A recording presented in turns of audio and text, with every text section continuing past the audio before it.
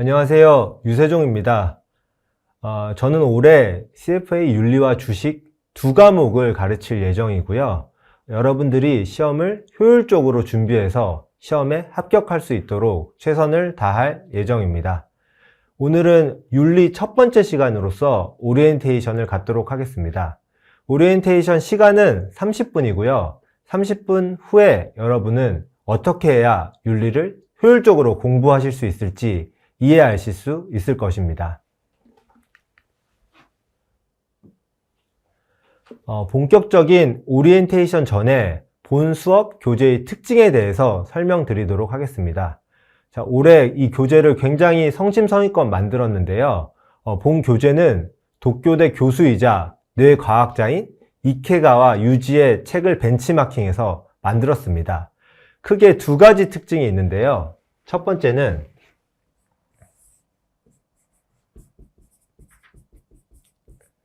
출력 기반의 교재라는 것입니다. 많은 뇌과학자들은 인간이 시험을 준비할 때 입력하는 것보다 출력하는 것이 굉장히 효율적이라는 발표를 많이 했습니다. 하지만 CFA 같은 경우에는 커리큘럼 양이 굉장히 많죠.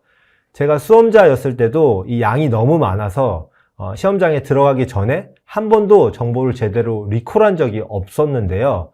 이렇게 공부를 할 경우 굉장히 비효율적입니다.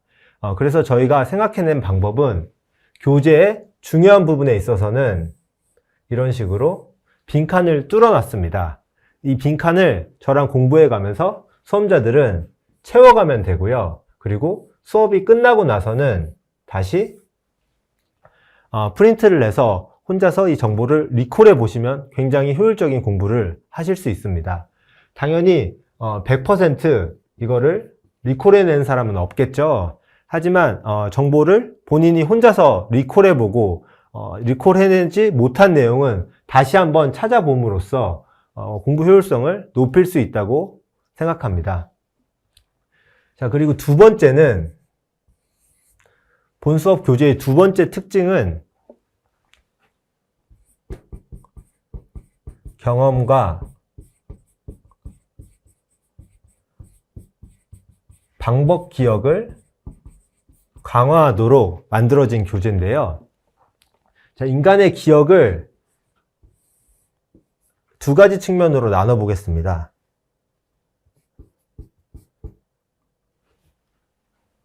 자, 고도화된 기억이 있고요. 그리고 원시적인 기억이 있습니다. 자, 이렇게 세모를 한번 나눠보면요. 가장 원시적인 기억 형태는 우리가 방법 기억이라고 할 수 있는데요. 이 방법 기억의 예로서는 자전거 타는 거를 쓸 수 있죠.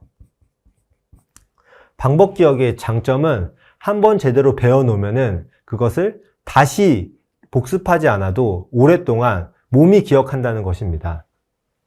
하지만 방법 기억의 단점으로는 정보가 추상적이거나 양이 너무 많을 경우 이 방법 기억으로 다 할 수 없다는 단점이 있죠. 그래서 대부분 CFA 수험자가 택하는 방식은 지식 기억의 방식입니다. 지식 기억은 정보를 단순 암기하는 거죠. 하지만 CFA는 양이 어마어마하게 많습니다.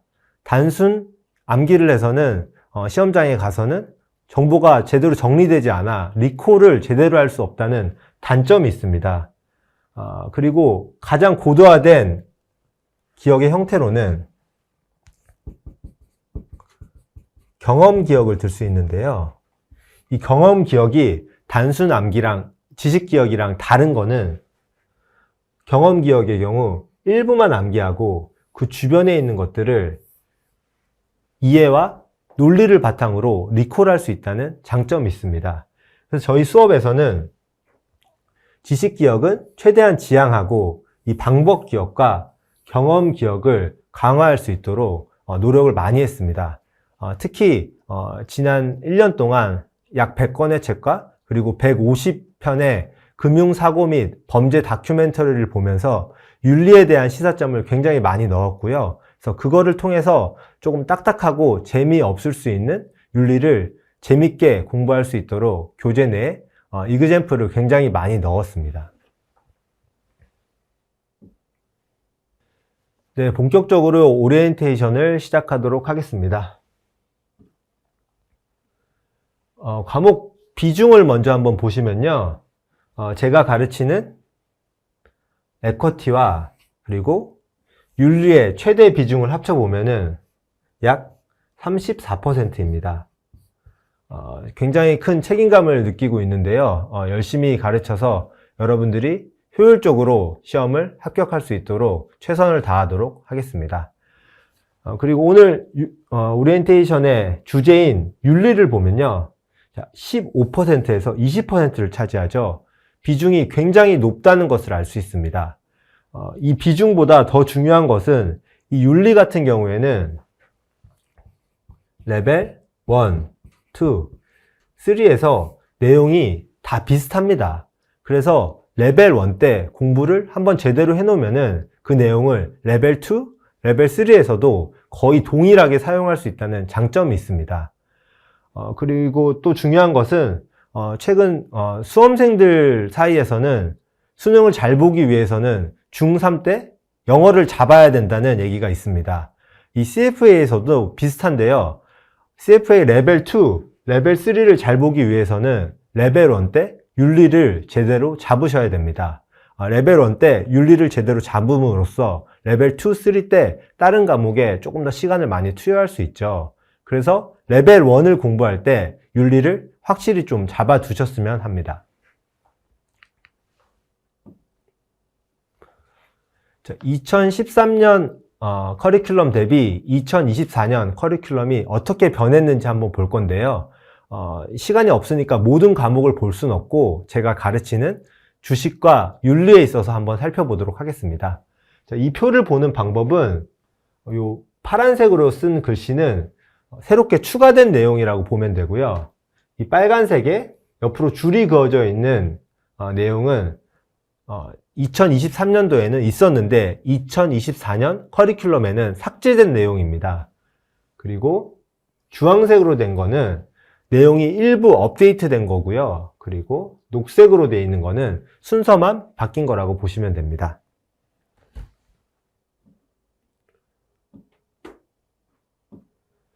자, 제가 가르치는 또 다른 과목인 일단 에쿼티를 보시면요. 자, 이 부분은 이 LOS 번호만 바뀌었죠. 그리고 LOS 40은 전체적으로 내용이 삭제됐습니다. 그리고 3개의 LOS가 추가됐는데요. 굉장히 많이 변한 것 같지만 사실은 기존에 있던 컨텐츠에서 내용이 분화된 거라고 보시면 됩니다. 하나 추가된 거는 포워캐스팅 부분이 추가됐는데요. 이 부분은 주식 시간에 좀 더 살펴보도록 하겠습니다.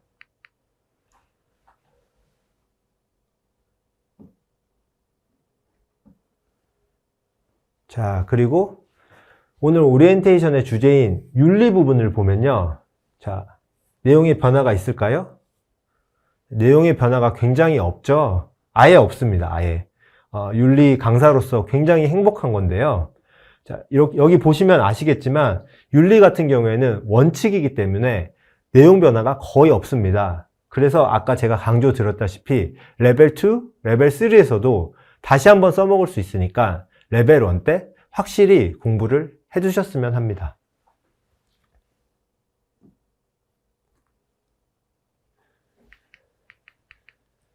자, 다음으로 사람들이 윤리 공부를 좀 하기 싫어하고 그리고 제대로 하지 않는 이유에 대해 한번 살펴볼 건데요.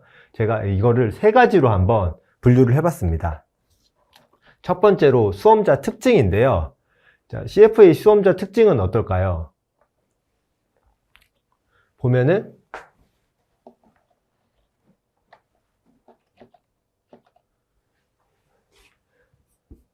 수험자들은 일반적으로 숫자를 굉장히 싫어하고 애매모호한 것을 싫어하죠. 이런 특징이 있기 때문에 수험자들이 보통 좋아하는 과목은 자, Financial Statement 또는 Equity 이런 과목들을 굉장히 좋아하는 반면에 윤리 과목은 좀 싫어하는 경향이 있습니다. 굉장히 애매하고 이게 금융 관련된 자격증인데 숫자가 거의 안 나오죠. 두 번째 이유로는 영어로 된 규정집입니다. 일단 컨텐츠 자체가 굉장히 지루하고 딱딱하죠. 규정집이 한글로 돼 있어도 읽기 싫은데 영어로 돼 있으니 얼마나 공부하기 싫습니까? 자, 그리고 세 번째는 현실과 다소 차이가 있는 윤리 규정인데요. 우리 윤리 내용을 보면은 때로는 현실과 동떨어진 내용이 가끔 있습니다. 예를 들어 보면은 이게 비윤리적인 어떤 상황에 직면했을 때 업무를 중단하라고 나와 있습니다. 그리고 나서 회사나 상사한테 시정 요구를 하라고 하죠. 그리고 거기서 더 나아가서 회사에서 그 내용을 시정하지 않을 경우 퇴사까지 고려하라고 제안하고 있습니다.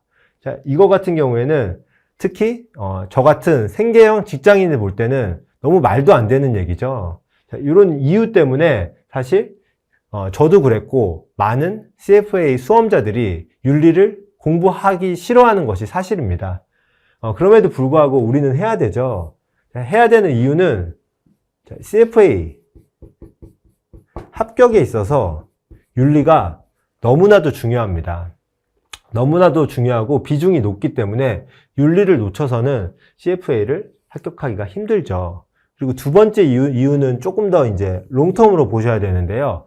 윤리를 제대로 공부하고 나면은 나중에 CFA 합격해서 금융산업에 들어와서 전문가로서 어떤 판단 근거를 제공할 수 있습니다. 이거는 굉장히 큰 강점이죠. 그리고 좀 더 세부적인 강점으로는 우리가 어떤 범죄나 다큐멘터리 같은 거를 볼 때 이게 어디서부터 어떤 이유 때문에 잘못됐는지 본인이 파악할 수 있다는 장점이 있습니다.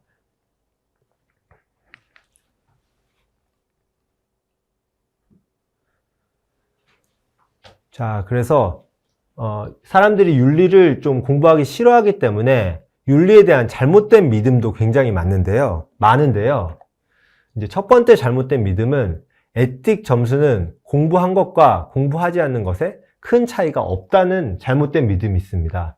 사실 저도 수험생일 때 이거를 어느 정도 믿었는데요.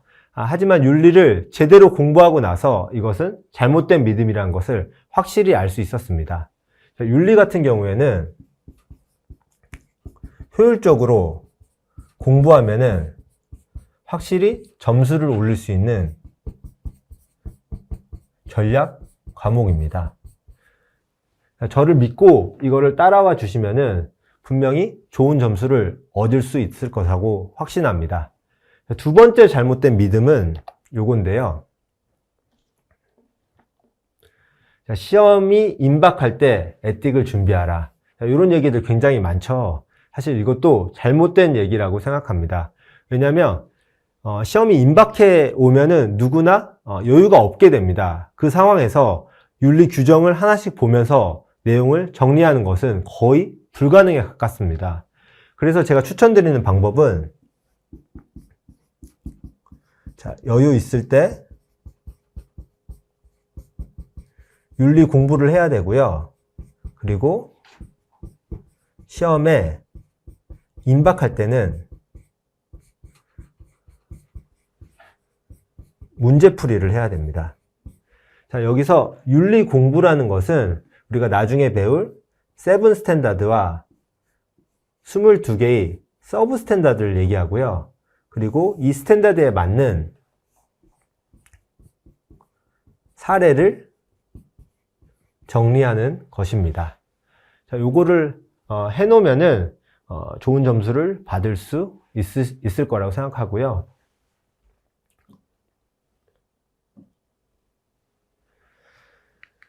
자, 그리고 여러분들이 좀 더 재미있게 공부할 수 있게 굉장히 많은 사례를 들어왔는데요. 우리가 2020년에 벌어진 엔론 사태를 통해서 왜 윤리가 필요한지, 왜 CFA가 윤리를 강조하고 있는지 살펴볼 거고요. 그리고 2008년도에 일어난 글로벌 파이낸셜 크라이시스를 배경으로 한 더 빅샷이라는 영화를 통해서 애널리스트의 독립성과 객관성이 얼마나 중요한지도 살펴볼 것입니다. 그리고 비교적 최근에 일어난 버니 메이도프 2020년에 일어난 일이죠. 자, 이 사건을 보면서 우리의 금융산업에 있어서 미스컨덕트 이런 부분에 대해서 세부적으로 살펴볼 예정입니다.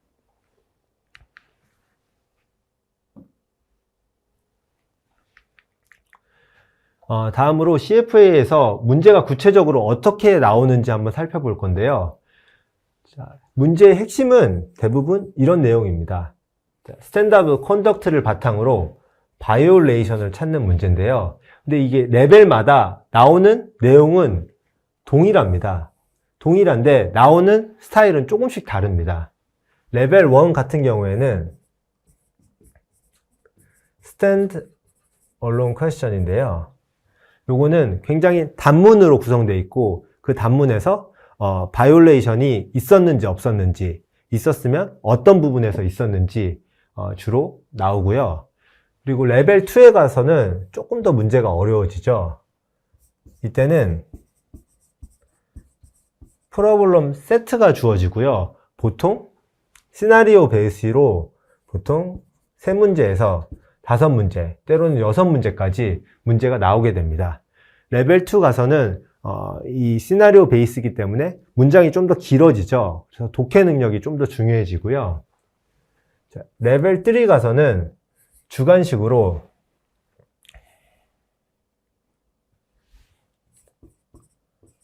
constructed response를 하셔야 됩니다. 근데 크게 이제 겁먹을 필요는 없는데요. 이 constructed response 같은 경우에는 뭐 길게 문장을 쓰는 것이 아니라 핵심만 쓰면 됩니다. 굳이 문장으로 쓸 필요도 없고 단어 위주로 써도 크게 관계가 없습니다. 구체적으로 어떤 내용이 나오는지 한번 읽어보면요. 자, 어떤 상황에서 A가 해야 될 행동은 A가 이런 행동을 했고 B가 저런 행동을 했다. 누가 바이올레이션을 했는가? A가 어떤 행동을 했다. 어떤 서브 스탠다드에서 바이올레이션을 했는가? A가 이런 말을 했고 B가 저런 말을 했다. 누구 말이 맞는가? 이런 문제가 나오죠. 그래서 이 문제를 풀기 위해서는 가장 핵심이 되는 거는 바이올레이션이 일어났는가? 이걸 보셔야 되고요. 자, 여기에 대한 답은 2가지밖에 없죠. yes. yes일 경우에는 자, 우리가 이그젬플을 풀어보면서 바이올레이션으로 표기를 할 겁니다. 그리고 yes일 경우에 문제가 더 깊게 나올 수 있죠. 어떻게 나올 수 있냐면 어떤 서브 스탠다드에서 바이올레이션이 일어났는지 물어보는 문제가 나올 수 있죠. 그리고 바이올레이션이 없는 경우에는 자, 그냥 없다. 그 표시로 우리는 no violation 이렇게 표기를 할 예정입니다.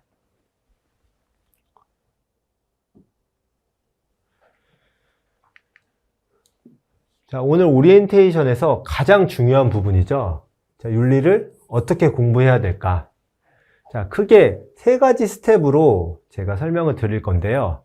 일단 큰 틀은 암기가 필요합니다. 자, 이 부분에 있어서는 사실 조금 모두가 동의하는 부분은 아닌데요. 크게 보면 이렇게 2가지로 나눌 수 있습니다. 암기를 하지 않고서 잘하는 사람이 있습니다. 있기는 있는데 굉장히 소수입니다. 저 같은 경우에도 처음에는 이 7 스탠다드와 22 서브 스탠다드를 외우지 않고 윤리를 공부했는데요. 그렇게 공부하다 보니까 점수가 굉장히 들쭉날쭉했습니다. 일관적으로 좋은 점수를 얻을 수 없었는데요. 근데 제가 이 스탠다드를 암기하고 나서 좋은 점수를 얻을 수 있었습니다. 그렇기 때문에 이 암기하는 방식이 모두가 좋은 점수를 받을 수 있는 방법이라고 생각하는데요.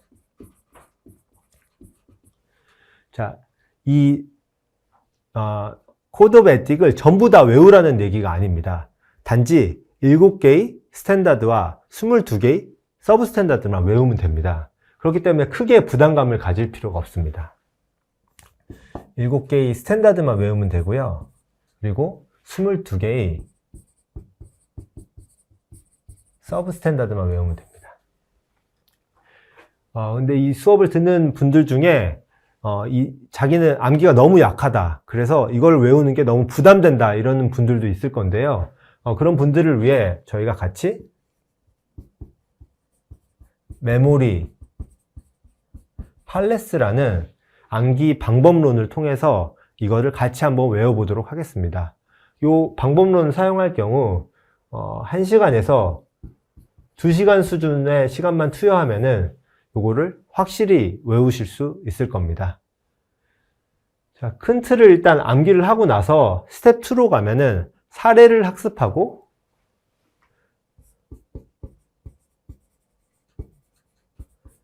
프레임워크에 맞게 사례를 정리하셔야 됩니다.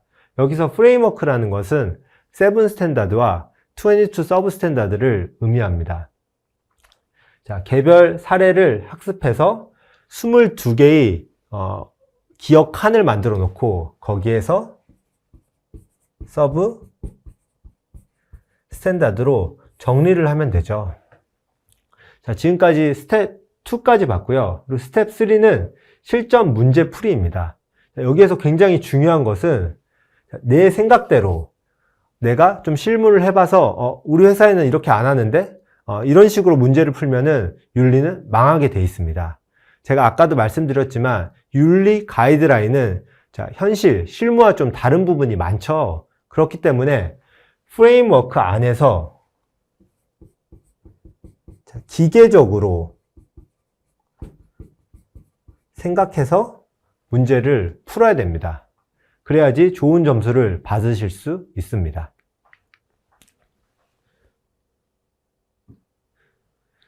이 부분이 굉장히 중요하기 때문에 다이어그램으로 한 번 더 강조를 할 건데요.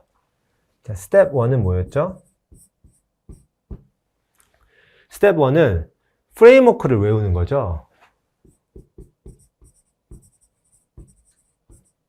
자, 프레임워크는 제가 2가지 말씀드렸는데, 하나는 7 스탠다드고요. 두 번째로는 22개의 서브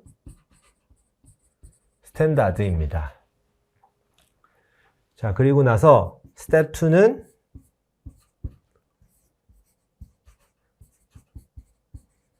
케이스 스터디죠.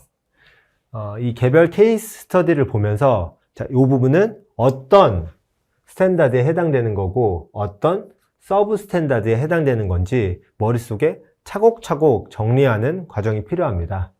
그리고 마지막은 실전이죠. 스텝 3는 문제풀이입니다. 자, 요 3가지 과정을 겪으면은 여러분이 좋은 점수, 우리가 원하는 고득점을 얻을 수 있겠죠.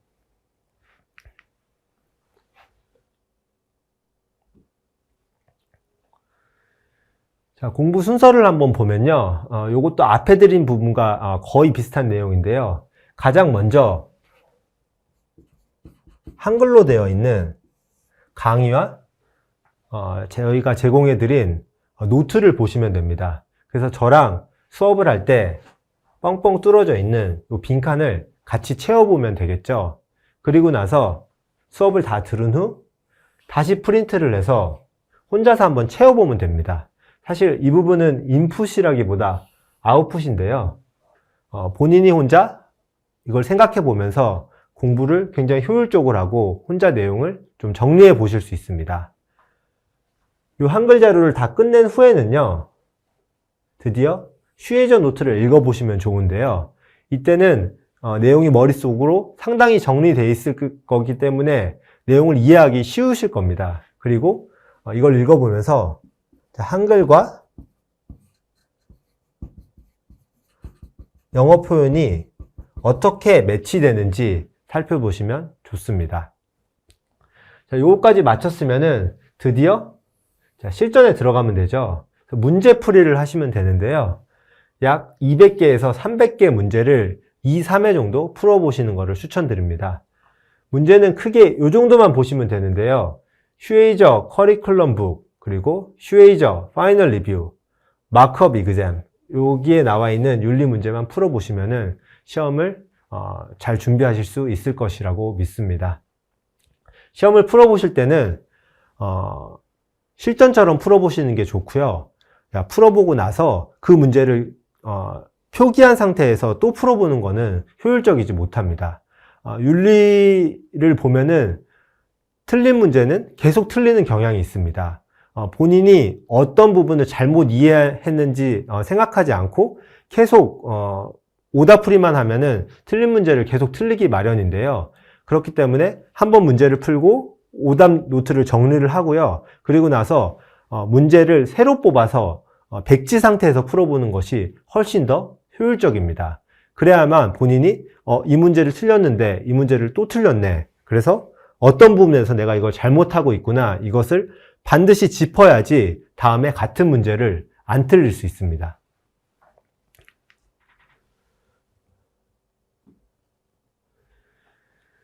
커리큘럼북 내용도 한번 보겠는데요. 커리큘럼북을 보시면은 일단 내용이 엄청나게 두껍습니다. 일단 읽어볼 마음이 안 나죠. 윤리 같은 경우에는 4가지 챕터로 구성되어 있는데요. 이 4가지 챕터 중에 여러분들이 보셔야 될 부분은 요거 하나입니다. 이 3가지 부분은 내용이 너무 방대해서 읽으면은 오히려 좀 헷갈리실 수 있습니다. 그렇기 때문에 레벨 1에서 굳이 여유가 없으신 분들은 요 커리큘럼북의 챕터 1, 2, 3은 건너뛰셔도 되고요. 문제풀이만 하는 것을 추천드립니다. 간략히 내용을 설명드리면 챕터 1은 왜 윤리가 필요한지에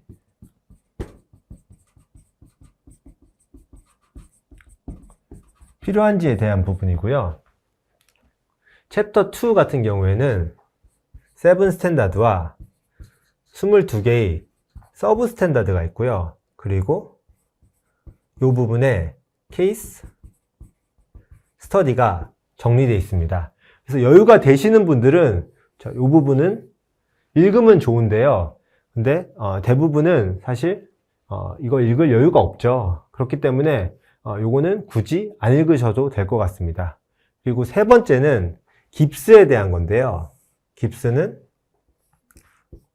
글로벌 인베스트먼트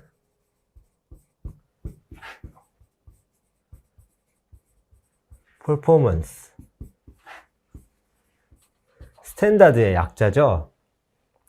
그래서 우리나라 말로 보면 이게 성과 평가 공시 기준인데요. 자산 운용사들이 본인들이 운용하는 포트폴리오의 성과를 어떻게 공시해야 될지 그 기준을 잡아주는 내용이라고 보시면 됩니다. 그래서 이 부분은 시험에 많이 나오지는 않는데 굉장히 개괄적인 수준으로 나오니까 외워야 될 부분, 그리고 이해해야 될 부분만 보시면 될 것 같습니다.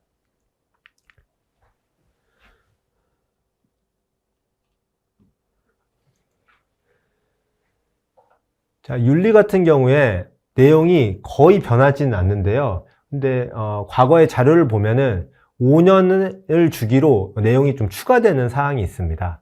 가장 많이 변한 건 2010년인데요. 2010년에 스탠다드 오브 프랙티스 핸드북 10th 에디션이 도입됐습니다. 이 10th 에디션에서는 4가지 사항이 주요한 내용인데요. 첫 번째로 문구 및 체제가 굉장히 많이 정리됐고 가이던스 테이블 그리고 이그잼 하이라이트가 도입됐습니다. 그리고 2008년 서브프라임 글로벌 파이낸셜 크라이시스의 영향이 굉장히 컸기 때문에 그와 관련된 바이올레이션 사례들이 많이 추가됐고요. 그리고 변화된 투자 환경 관련 내용, 투자 아웃소싱, 특히 자산 운용사에서 특화된 자산 운용사한테 외부 아웃소싱을 맡길 때 어떻게 해야 되는지, 그리고 인터넷 기반 보고서를 배포할 때 어떻게 해야 되는지, 컴퓨터 기반의 퀀트 모델을 활용할 때 어떤 식으로 검증을 해야 되는지에 대한 내용이 나와 있습니다. 그리고 깁스 같은 경우에는 9 섹션 체제로 정비가 됐고요. Separated Managed Account가 추가됐습니다. Separated Management Account 같은 경우에는 Personalized Portfolio Management를 할 수 있는 툴 중에 하나죠. 그래서 최근의 변화를 바탕으로 내용이 좀 추가된 것을 알 수 있고요. 근데 이런 부분은 시험에 나오지 않겠죠. 뭐 예를 들어서 언제 어떤 부분이 추가되었나요? 이런 부분은 전혀 중요하지 않습니다. CFA 시험은 우리나라 시험과 다르게 이거는 세부적인 내용보다는 전체적인 내용을 이해하는 것이 굉장히 중요하죠. 그렇기 때문에 핵심을 좀 더 보시는 게 좋고, 이렇게 세부적으로 외우는 방식은 굉장히 비효율적이라고 말씀드립니다.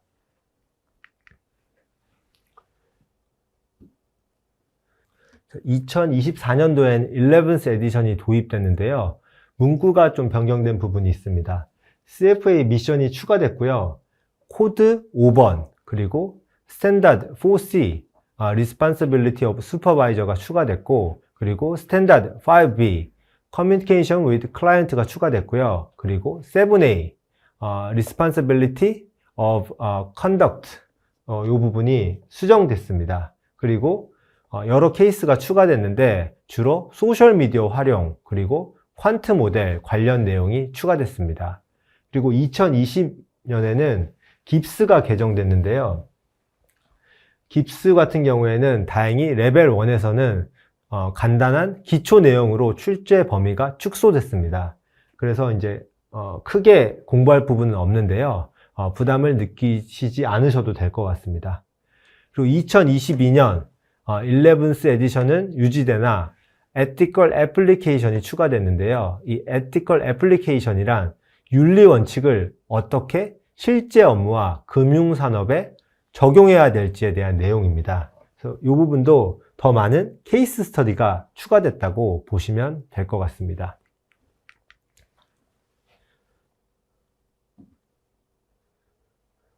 자, 이제 마지막 내용인데요. CFA에 대한 제 생각을 좀 말씀드리도록 하겠습니다. 일단 CFA는 절대 만만한 시험이 아니죠. 아무리 빨리 붙더라도 준비해야 되는 기간이 3년입니다. 3년은 굉장히 긴 시간이죠. 그래서 CFA를 준비하는 많은 분들은 CFA는 머리가 아니고 엉덩이로 보는 시험이라는 얘기를 많이 하시죠. 자, 이게 나타내는 바는 CFA는 어려운 시험은 아닌데 양이 엄청나게 많다는 겁니다. 양이 엄청나게 많다는 건데요. 자, 근데 이런 시험을 인내하기 위해서 필요한 건 뭘까요? 자, 이거를 왜 해야 되는지 본인만의 답이 있어야 되는데요.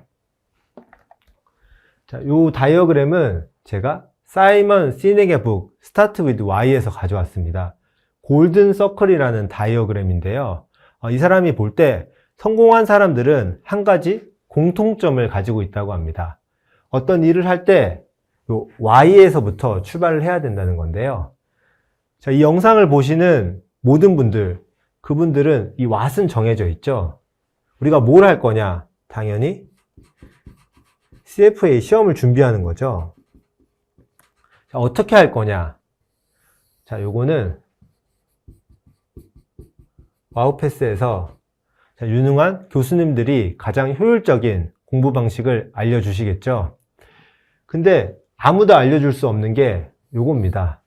제가 도와드릴 수도 없고 여러분이 직접 찾으셔야 됩니다. 자, 왜 공부하냐? 자, 이것에 대해서 제 얘기를 좀 드리도록 하겠습니다. 저 같은 경우에는 CFA를 공부한 게 가장 큰 이유가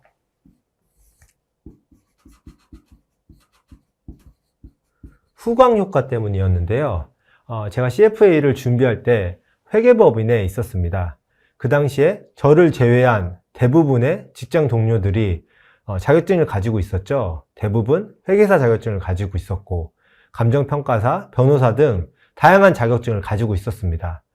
저도 자격증을 한번 가져보자고 이것을 준비하게 됐는데요.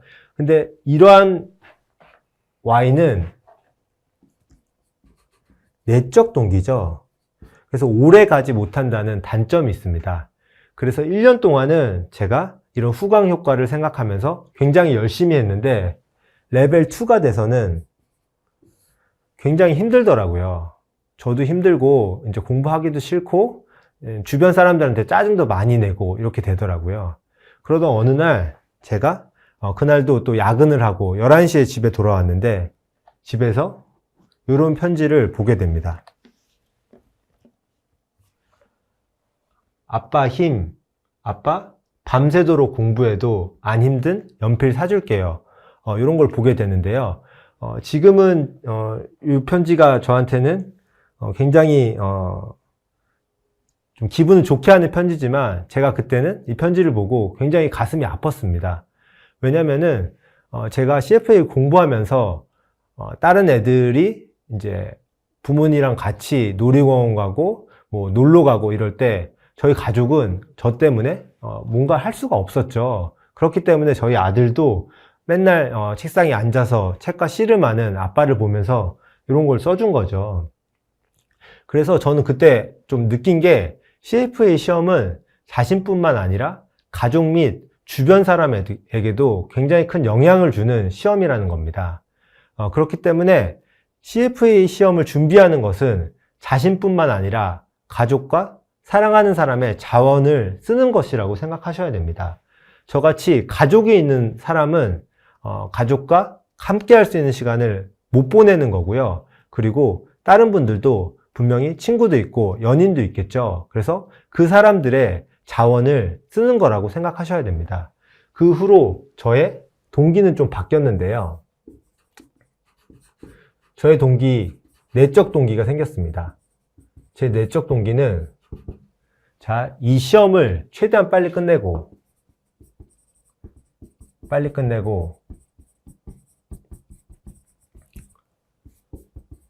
가족에게 돌아가는 것이었습니다. 이게 별거 아닌 것 같아도 저한테는 굉장히 컸는데요. 이러한 내적 동기가 생기게 되자 저는 아무리 조금의 시간이 생겨도 시험에 좀 집중할 수 있고 그리고 딴짓을 안 하게 됐습니다. 그래서 저희가 여러분한테 드리고 싶은 말씀은 CFA 시험 목적은 저는 단 하나라고 생각합니다. 최대한 빨리 끝내고 다른 것을 할 수 있는 건데요. 그래서 CFA를 학문의 관점에서 접근하면은 절대 안 됩니다. 자, 이거는 내가 생각할 때 틀리다, 맞다 이런 거를 질문하는 것 자체가 의미가 없고요. CFA는 기술적으로 접근하셔야 됩니다. 그래서 이것을 최대한 빨리 통과한 후에 그리고 나서 학문을 추가하셔도 늦지 않습니다. 저희는 뭐 이렇게 학문 CFA 통과하고 더 공부를 하는 것을 장난삼아 CFA 레벨 4라고 하죠. 그때 준비하셔도 충분히 되니까 CFA를 준비하실 때는 이거를 너무 깊게 가지 말고 어떻게 하면 내가 시험을 최대한 빨리 통과하고 내가 사랑하는 사람에게로 돌아갈 수 있을까? 이거를 고민하시는 것이 훨씬 더 생산적인 질문이라고 생각합니다.